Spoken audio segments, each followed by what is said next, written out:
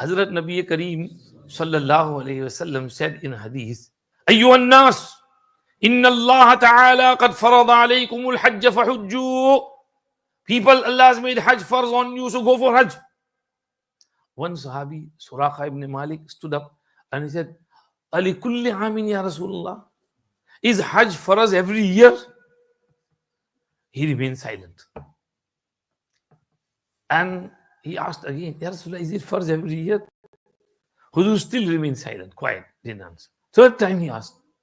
Then Rasulullah sallallahu alaihi wasallam said, had I said yes, then Hajj would have become farz on you every year.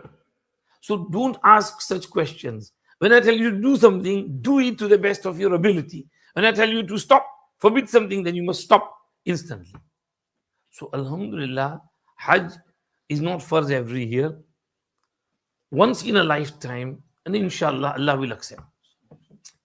If someone is wealthy, mashallah, a lot of dosh and loaded, then for him, he should go for Hajj at least once in 5 years. Hadith Qudsi. Allah subhanahu wa ta'ala says, a person upon whom I have expanded his rizq and I have given him healthy body, he does not come to visit me for 5 years. 5 years pass and he does not come to visit my house. Is a mahroom and deprived person. Therefore, Mashaykh say you should go for Hajj if you are able to at least once in 5 years.